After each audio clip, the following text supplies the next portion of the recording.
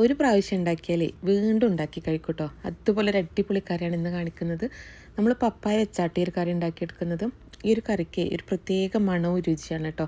നമുക്ക് ചോറിൻ്റെ കൂടെ ഇത് മാത്രം കൂട്ടിയിട്ട് കഴിക്കാം, അത്രയ്ക്ക് രുചിയാണ്. അപ്പോൾ നമുക്കിതെങ്ങനെ ഉണ്ടാക്കിയെടുക്കുന്നത് നോക്കാം. കറി ഉണ്ടാക്കാൻ വേണ്ടിയിട്ട് ഇതൊരു പാന് ചൂടാൻ വെച്ചിട്ടുണ്ട്. ഇതിലേക്ക് ഒരു 4 ടേബിൾ സ്പൂൺ വെളിച്ചെണ്ണ ഒഴിച്ചു കൊടുക്കുകയാണ്. ഈ ഒരു കറി നമ്മൾ വെളിച്ചെണ്ണയിൽ തന്നെ ഉണ്ടാക്കിയെടുക്കണം കേട്ടോ, നല്ല ടേസ്റ്റ് ഉണ്ടാവുള്ളൂ. അപ്പോൾ വെളിച്ചെണ്ണ ചൂടായ ശേഷം ഇതിലേക്ക് ഒരു ടീസ്പൂൺ ഉലുവ ചേർത്ത് കൊടുത്തിട്ടുണ്ട്. ഉലുവ നന്നായിട്ടൊന്ന് മൂത്ത ശേഷം ഇതിലേക്ക് ഒരു 3/4 ടീസ്പൂൺ കടുകും കൂടെ ചേർത്ത് കൊടുത്തിട്ട് കടുക് നന്നായിട്ടൊന്ന് പൊട്ടിച്ചെടുക്കുകയാണ്. ഇനി ഇതിലേക്ക് നമുക്ക് ചേർത്ത് കൊടുക്കേണ്ടത് മാങ്ങഞ്ചിയാണ്. ഞാനിവിടെ 1 കപ്പ് മാങ്ങഞ്ചിയായിട്ട് എടുത്തിട്ടുള്ളത്. മാങ്ങഞ്ചി തൊലിയൊക്കെ കളഞ്ഞിട്ട് ചെറുതാക്കിയിട്ടാട്ടോ കട്ട് ചെയ്തെടുത്തിട്ടുള്ളത്. അപ്പോൾ മാങ്ങഞ്ചി കൂടെ ഈ എണ്ണയിലേക്ക് ഇട്ട് കൊടുത്തിട്ട് നന്നായിട്ടൊന്ന് വഴറ്റിയെടുക്കുക കേട്ടോ. ഒരു 2 മിനിറ്റ് നന്നായിട്ടൊന്ന് വഴറ്റിയെടുക്കുക. ഒരു മാങ്ങഞ്ചി ചേർത്ത് കൊടുക്കുമ്പോൾ ഈ ഒരു കറിക്ക് ഒരു പ്രത്യേക ടേസ്റ്റും മണവും ഒക്കെയാണ് കേട്ടോ. ഈ ഒരു മാങ്ങഞ്ചി നമ്മൾ ഭക്ഷണത്തിൽ ഉൾപ്പെടുത്തുന്നത് നമ്മളെ ഹെൽത്തിന് നല്ലതാണ് കേട്ടോ. നമ്മളെ രോഗപ്രതിരോധ ശേഷി വർദ്ധിക്കാനും നമുക്ക് ഡൈജഷനൊക്കെ നല്ലതാണ് കേട്ടോ മാങ്ങഞ്ചി. അപ്പോൾ മാങ്ങഞ്ചി ഒരു 2 മിനിറ്റ് നന്നായിട്ട് വഴറ്റിയെടുത്തിട്ടുണ്ട്. ഇനി ഇതിലേക്ക് നമുക്ക് വെളുത്തുള്ളി ചേർത്ത് കൊടുക്കാം. വെളുത്തുള്ളി ഒരു 8 അല്ലിയായിട്ട് എടുത്തിട്ടുള്ളത്. ഇത് വലിയ പീസായിട്ട് തന്നെയാണ് എടുത്തിട്ടുള്ളത്. അതും കൂടെ ഇട്ട് കൊടുത്തിട്ടുണ്ട്. പിന്നെ അതിലേക്ക് നമുക്കൊരു സവാള ചേർത്ത് കൊടുക്കണം. ചെറുതാണെന്നുണ്ടെങ്കിൽ ഒരു സവാള എടുക്കാം കേട്ടോ. വലിയ സവാളയാണെന്നുണ്ടെങ്കിൽ പകുതി എടുത്താൽ മതി. ഇപ്പോൾ സവാളയും വെളുത്തുള്ളിയും കൂടെ ഇട്ട് കൊടുത്തിട്ട് അതും കൂടെ നന്നായിട്ടൊന്ന് വഴറ്റിയെടുക്കുക കേട്ടോ. ഈ ഒരു മാങ്ങഞ്ചിയും സവാളയും വെളുത്തുള്ളിയൊക്കെ വഴറ്റിയെടുക്കുമ്പോഴേ നല്ലൊരു സ്മെല്ലായിരിക്കും കേട്ടോ. അപ്പോൾ സവാളയും മാങ്ങഞ്ചിയും വെളുത്തുള്ളിയൊക്കെ വഴറ്റിയെടുത്തിട്ടുണ്ട്. 2 മിനിറ്റ് വഴറ്റിയെടുത്താൽ മതി. ഇതിലേക്ക് നമുക്ക് പപ്പായ ചേർത്ത് കൊടുക്കാം. പപ്പായ ഞാൻ ഒരു 450 ഗ്രാം പപ്പായ ആയിട്ട് എടുത്തിട്ടുള്ളത്. തൊലി കളഞ്ഞിട്ട് ഇതുപോലെ ചെറിയ പീസായിട്ടാണ് കട്ട് ചെയ്തെടുത്തിട്ടുള്ളത്. ഒരു പപ്പായയും കൂടെ നമുക്കിതിലേക്ക് ഇട്ട് കൊടുത്തിട്ട് 2 മിനിറ്റ് ഒന്ന് വഴറ്റിയെടുക്കാം കേട്ടോ. പപ്പായയും കൂടെ അതുപോലെ എണ്ണയിലിട്ടൊന്ന് വഴറ്റിയെടുക്കുമ്പോൾ നല്ല ടേസ്റ്റാണ് കേട്ടോ കഴിക്കാൻ വേണ്ടിയിട്ട്. അപ്പോൾ പപ്പായ ഇത് 2 മിനിറ്റ് ഞാൻ വഴറ്റിയെടുത്തിട്ടുണ്ട്. ഇനി ഇതിലേക്ക് നമുക്ക് മസാലപ്പൊടികൾ ചേർത്ത് കൊടുക്കാം. ഒരു 1/2 ടീസ്പൂൺ മഞ്ഞൾപ്പൊടി, ഒരു 4 ടീസ്പൂൺ കാശ്മീരി മുളക് പൊടിയായിട്ട് ചേർത്ത് കൊടുക്കുന്നത്. ഈ മുളക് പൊടിക്ക് അത്യാവശ്യം എരിവും ഉണ്ട് കേട്ടോ. അപ്പോൾ മുളക് പൊടി നിങ്ങൾ എരിവിനനുസരിച്ച് ചേർത്ത് കൊടുക്കാം. പിന്നെ ഇതിലേക്ക് 1 ടീസ്പൂൺ മല്ലിപ്പൊടിയാണ് ചേർത്ത് കൊടുക്കുന്നത്.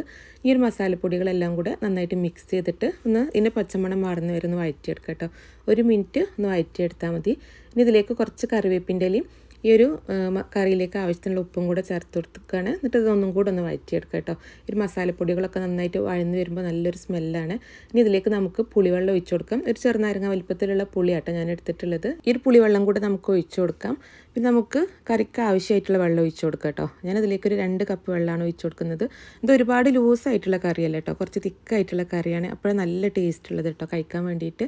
ഇതിലേക്ക് ഞാൻ 2 കപ്പ് വെള്ളം കൂടെ ഒഴിച്ചു കൊടുത്തിട്ട് നന്നായിട്ട് മിക്സ് ചെയ്തെടുത്തിട്ടുണ്ട്. അപ്പോൾ ഈ ഒരു കറി നന്നായിട്ടൊന്ന് തിളച്ച ശേഷം നമുക്കൊന്ന് അടച്ച് വെക്കാം. എന്നിട്ടൊരു മീഡിയം ഫ്ലെയിമിൽ വെച്ചിട്ട് ഒരു 10 മിനിറ്റ് നമുക്കതൊന്ന് വേവിച്ചെടുക്കാം. പപ്പായൊക്കെ ഒരു 10 മിനിറ്റ് കൊണ്ട് തന്നെ കുക്കായി കിട്ടും കേട്ടോ. ഇപ്പോൾ ഒരു 10 മിനിറ്റ് കഴിഞ്ഞിട്ടുണ്ട്. നമുക്ക് പപ്പായൊക്കെ കുക്കായിട്ടുണ്ടോ നോക്കാം കേട്ടോ.